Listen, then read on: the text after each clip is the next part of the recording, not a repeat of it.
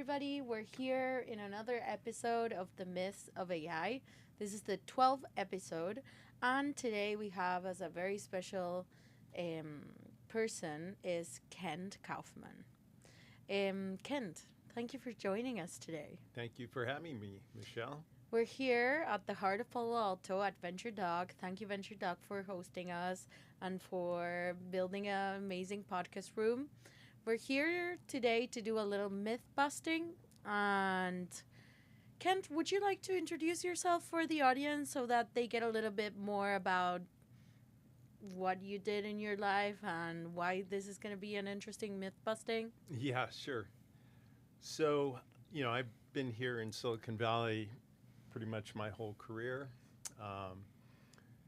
Went to the University of Washington up in Seattle, came down here, worked for IBM for many years, went to Stanford graduate school, and have worked in a variety of technologies over my full career, and both hardware, software, and internet companies. Left IBM with a group of IBMers. We took a company that had a failing startup here and turned it around, then broke it off from the main company and went public in the late 90s. So went from the 400,000 person organization to the 30-person organization, grew that to about 3,000 people in 3 years, and went as far as a career from sort of R&D into product development, like the interface with the customer. So then I got into sales and marketing. So I've done pretty much every job in the enterprise, both in large and small companies. Went on to do consulting, strategic kind of consulting, business consulting, and then got into executive coaching. So I've done executive coaching for many years with all the way from the Fortune 500 down to small startups, and all the way from CEOs down to about director level. And so leadership's always been a very interesting topic to me. And so I wrote this book, published it last year. It's called AI L4IR, which is Leadership in the Fourth Industrial Revolution. And I talk a little bit about some of the challenges that face us as we go through this huge technological shift, but it's going to be a big mind shift for the workforce. And leadership is really going to matter.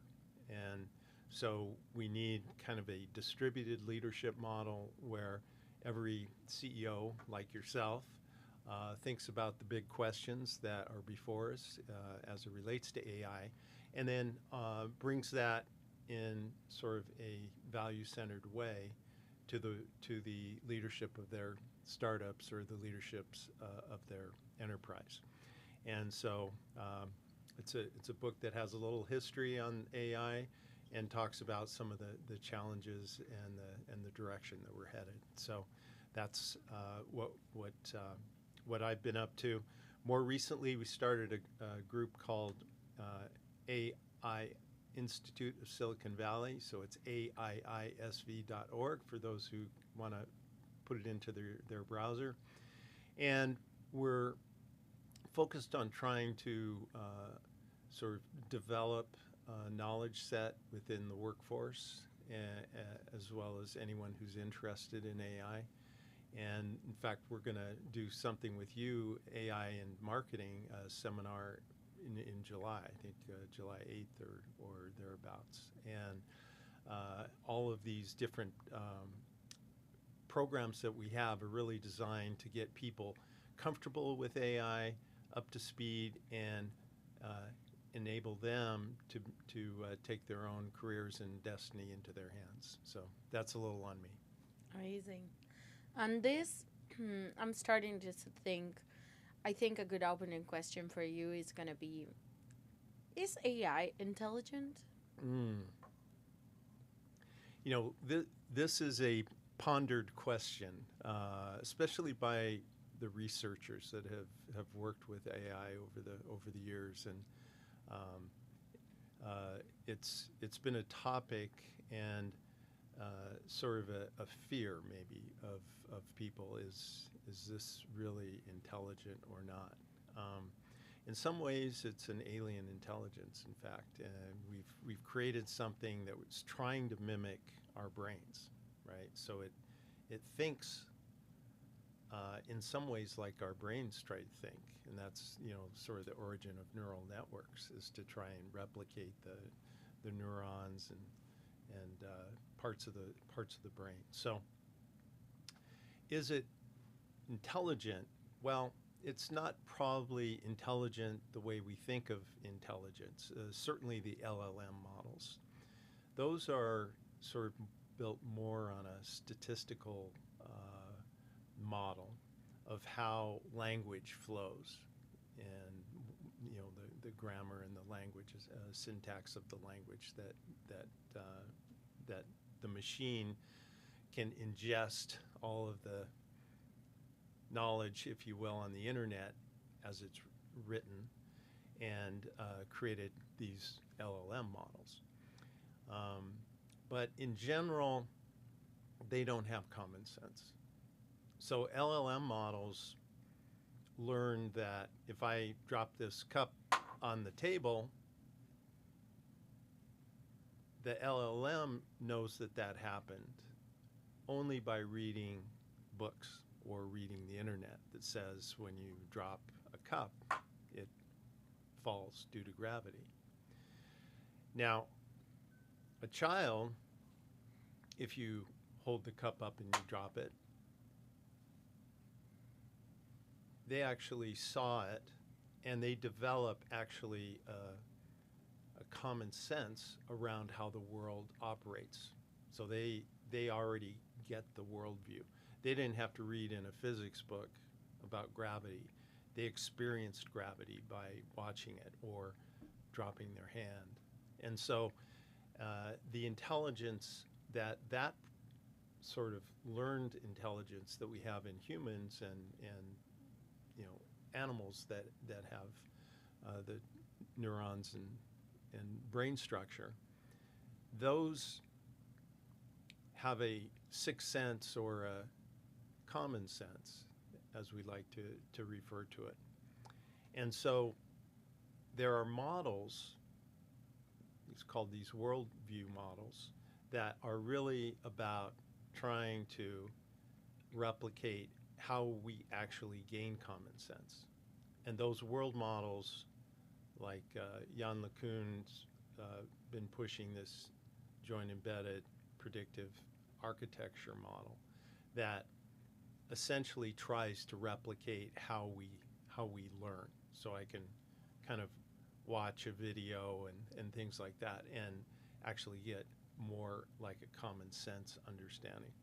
So there are different architectures that may get closer to this question of, can they really achieve,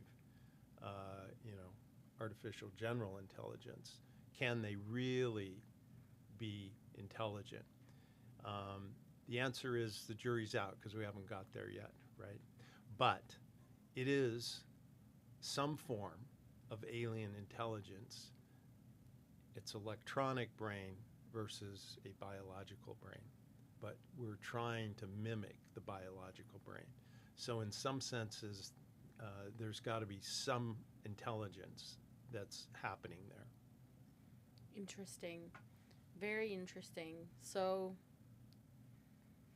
regarding intelligence, I think one of the core things that we've been trying to use AI for during all these years is productivity increase. Mm. Super focused on productivity increase, and AI increases my productivity 10x. If you're not using AI, you're falling behind, etc.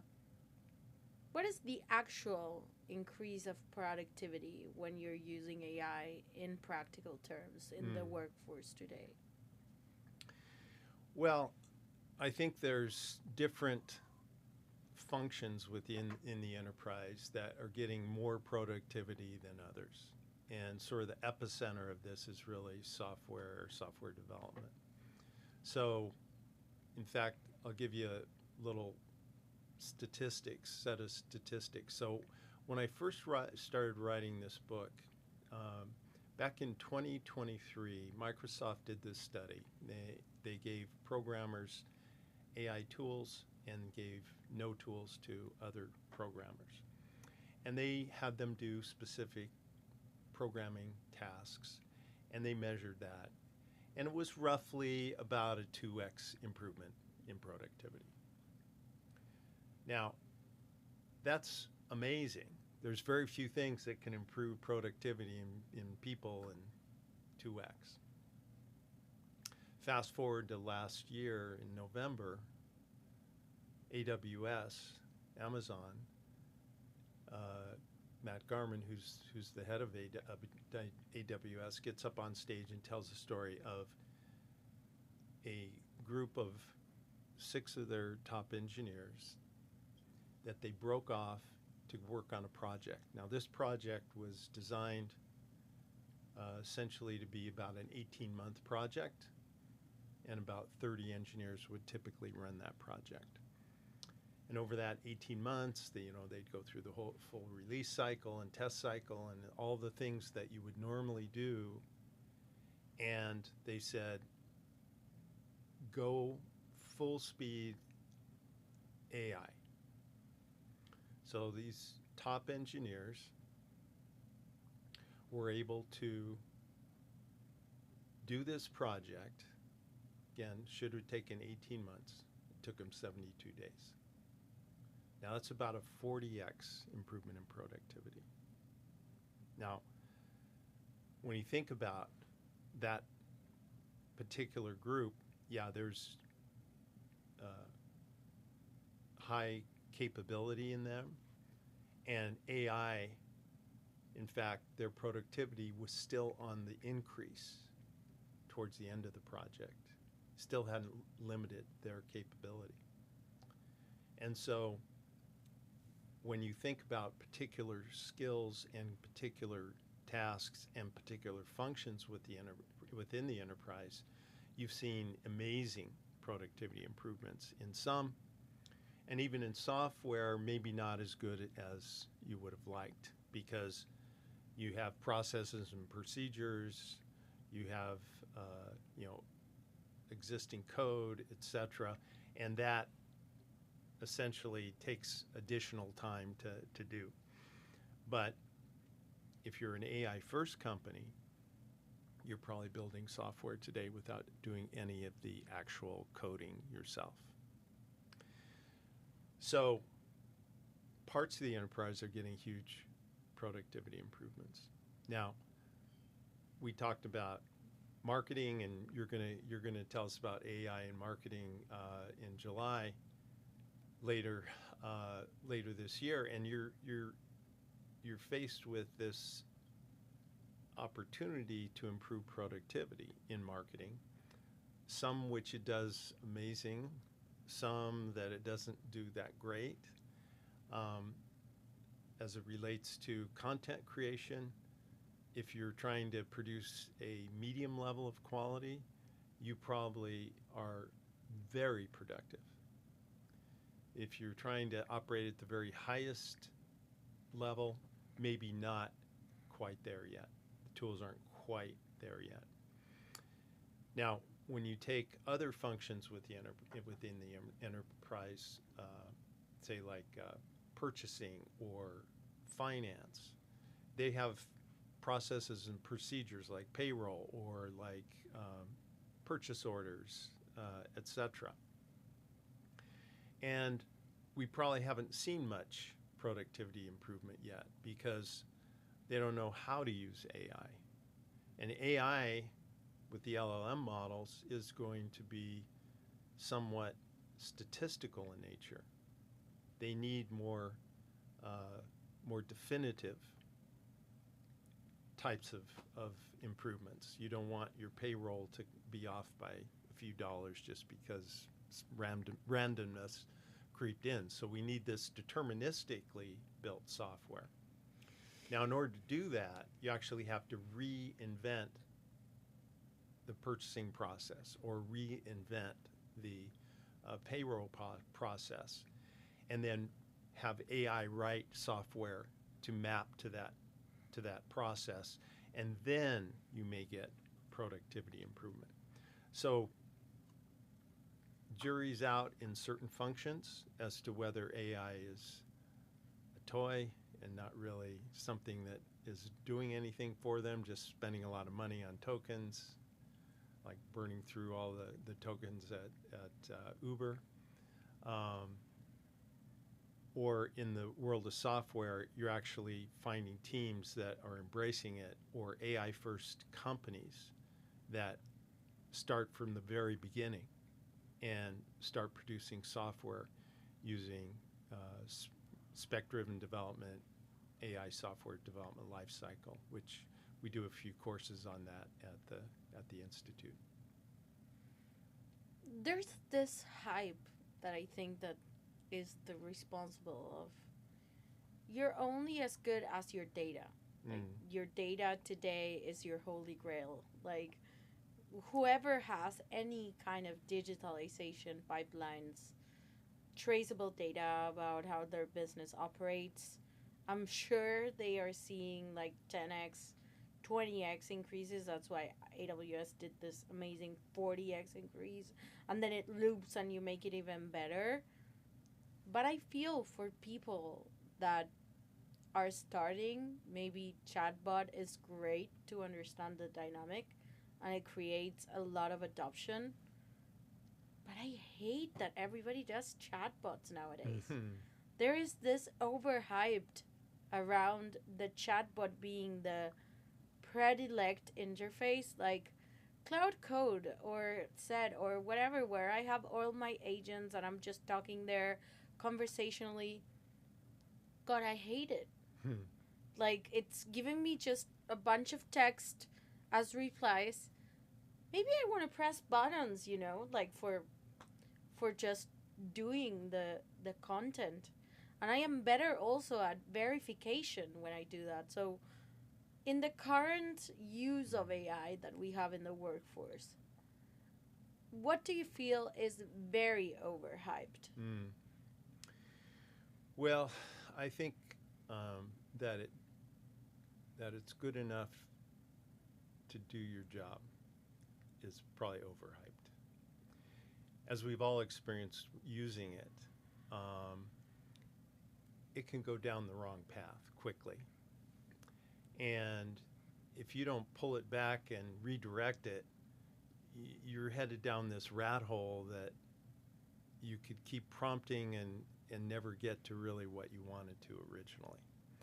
And so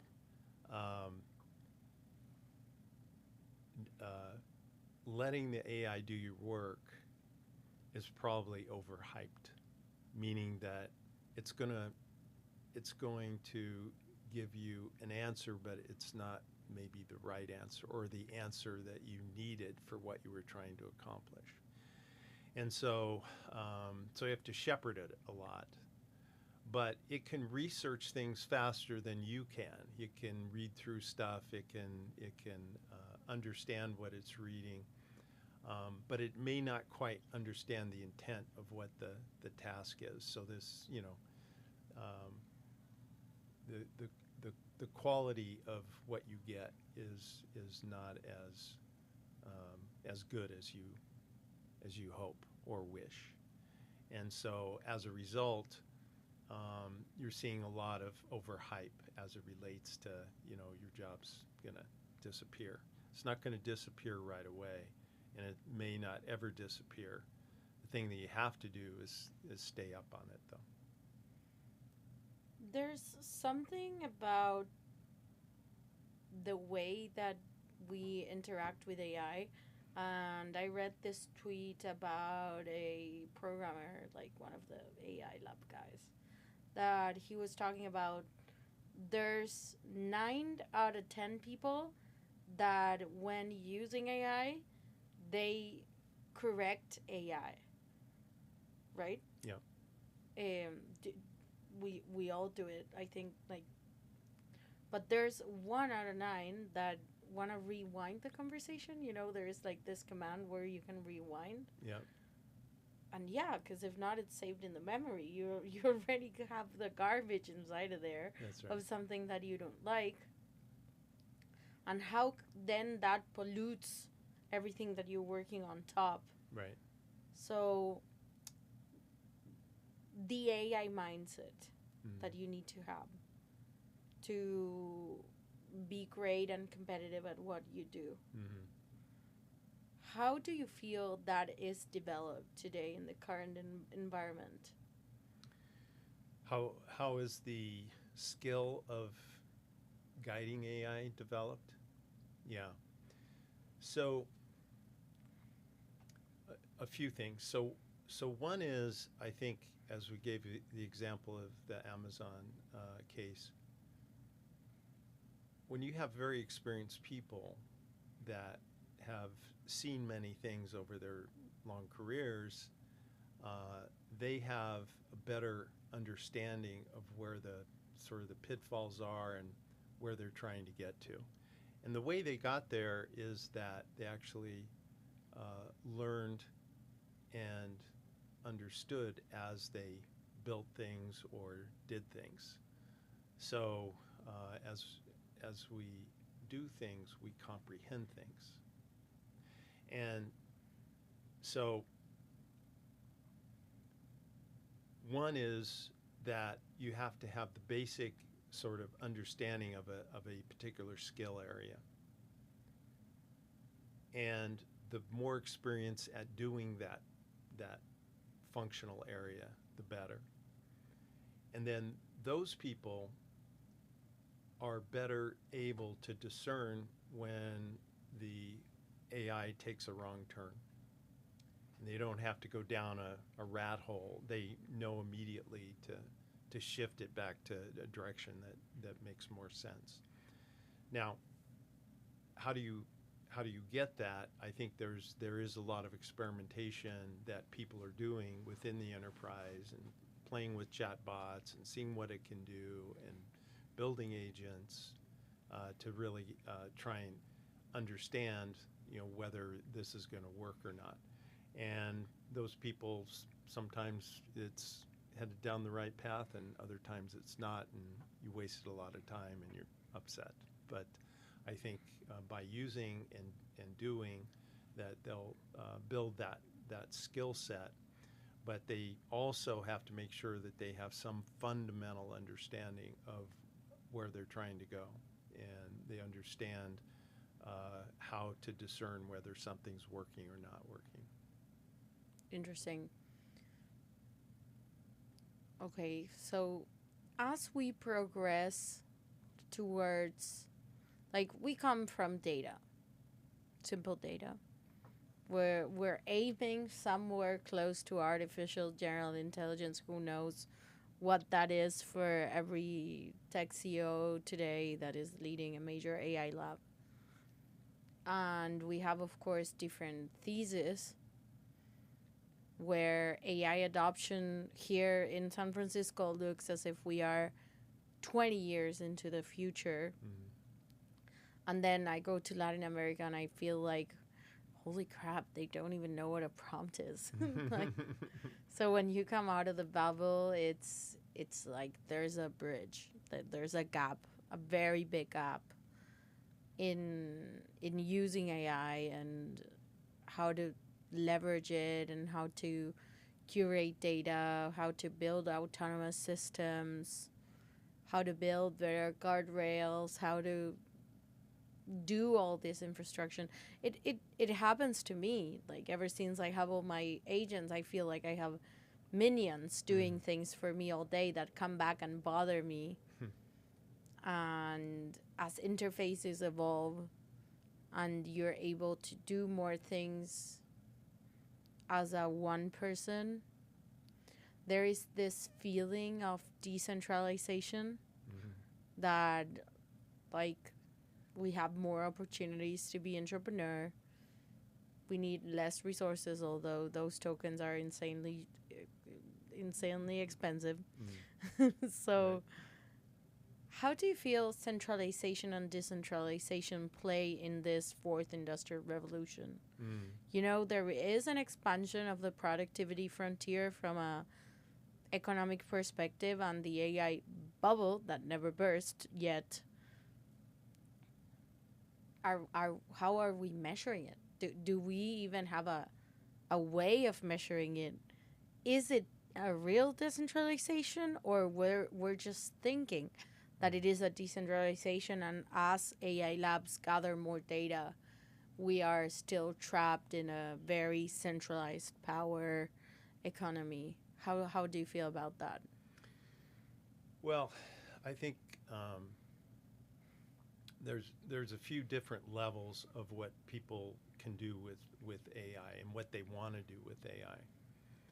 And so, from a decentralized standpoint, I think AI first startups like the one you're running, um, there's a lot of power that AI brings, and as a result, it decentralizes sort of that application layer. And so, you may have a competitor like an Adobe in marketing that is kind of the behemoth or the current behemoth, but you can still do a lot of things that you couldn't do maybe 3 years ago, and only Adobe could do. And now you can do 80% maybe of some of the things that Adobe could do. So some of those companies are gonna be decentralized as a result. Now, at the sort of the next layer down, which is the large language models, um, there's going to be some centralization as it relates to the frontier models, just because they're so expensive to build. And so, OpenAI and Anthropic and Google and maybe a few others are going to really dominate that quest for AGI. Not everybody has a quest for AGI. But the open source models, pushed by companies like NVIDIA or Meta, those open source models are going to be more cost effective. And so, in a sense, if I can build a model off of someone else's model, not quite as good, but I can get you, 80% there, then all of a sudden I can have many open source models that people can actually utilize. So for tasks that don't require getting close to AGI or, cybersecurity attack or things that really push the boundary, if I'm just building agents to help me do certain tasks, if I'm in the enterprise, I may use one of these cheaper models. So I think the open source models, and this is another question as it relates to what should we regulate, but some of these open source models can probably displace what you're using ChatGPT to do today. And then, sort of direct to consumer, Google is maybe the biggest example where they were on the verge of losing search to ChatGPT because Gemini was so bad. And when Gemini became so good, they protected and recreated the moat around the browser search that we typically would see with Google. And so they're going to be a dominant player, and They're everywhere. they're like, everywhere, right? they're everywhere. They're in self-driving cars. They're in Even their Gemma model, that is their version of open source, can run locally even on a phone, and you just have it there, which is insane. Like everybody says that the Chinese models are so cheap and they work so good, and yeah, you need trillions of GPU to run those, by the way, which are super expensive. And Google did a model that nobody talks about that runs on your phone and needs zero compute. Like they are so ahead of what everybody can even think about. I feel the lack of education and data today around how models operate and how they are trained is something that is hurting society a lot. Mm. So so yes, like I'm really happy that there's more education in this topic Mm. for people to learn that however they do things is their mode. That's Like right. don't let it go. That's your defensibility. Keep your trade secrets. Don't tell anybody how you do things. Yeah. This models are data hungry. There's big data scarcity. Anthropic has over 1 billion to buy data just to train models, whether it is for robotics or whatever. It's just 1 million to buy data, 1 billion to buy data, like That's a right. unicorn to buy data. So if we are just giving it away for free, you're giving away your everything, Yeah. and you don't even realize sometimes Right. that That it's being hijacked, if you will. yeah, and I feel like we're still really far away from people that can understand like how to innovate their business models for the AI world. Mm-hmm. I think we're maybe seeing the beginning of it with the MCP servers and how data transactions with models, Right. but there's still a long way to go for people to actually understand how fast you can spin up something to do a custom process in your company, and like how do enterprise people that work inside of the enterprise develop custom solutions for enterprise so quickly, probably. And that's why software development is such a core part of it. But then also, how do you become better to have access to the resources that you need to personalize the AI so much that now that is your mode? You know, for marketing, brand guidelines have always been the mode. You know, Apple has the most insane brand guidelines on earth Mm. because Steve Jobs was crazy and used to walk to the Palo Alto Apple store every day just to see that everything was exactly as he thought about it. And if you think about that, yeah, big brands pay agencies to implement insane brand guidelines all over the world, which is a very hard job to do. Not to have even one component touching like this where they don't have to touch. Mm-hmm. But that is what creates actual emotion in people, Mm-hmm. you know? Going, opening a MacBook is an experience in its own. It's more than opening a product. Right. So how that transfers into AI, more than just you're just prompting. Yeah.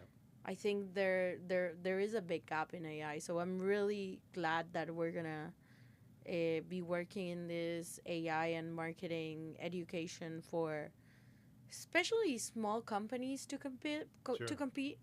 When you have a little secret sauce of your own, whether it is to make empanadas or to do whatever other thing, you can definitely today do something that is competitive if you're willing to spend a while playing, like as if I say always the minions complain or like, oh no, it doesn't like it. Yeah. I have to give it something a little bit better. And I think that culture of how machines work has to be a general topic, like That's general knowledge. that's right. Well, you're going to get a chance to talk about it in marketing, I think, in a couple weeks.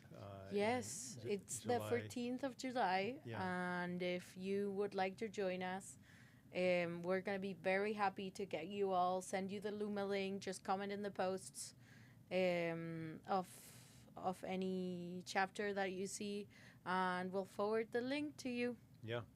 So, uh, keep your ear to the ground. We're going to be, putting together a number of courses for the AI Institute of Silicon Valley. We're also down the road. We're not ready to do this yet, but we're going to do a Spanish language version of many of the courses, and I think we're going to do something in the area of AI marketing as well. Amazing. Yeah. So there's going to be a lot of AI education from the Institute of AI in Silicon Valley, and I'm going to be very happy to share it with everybody in my network. Right, for sure. And as you were saying, you know, uh, if you're in Silicon Valley, you're kind of immersed in all this, and this is what everybody's talking about, and this is kind of the epicenter. But you can be part of it, part of the AI Institute of Silicon Valley, but just by tuning in to some of these podcasts and some of the coursework that we're going to be putting out. And I would ask everybody to take advantage of it because it is about lifelong learning now, and your learning agility is really critical to make it and do well in the fourth industrial revolution. I have one last question before we wrap up. Sure.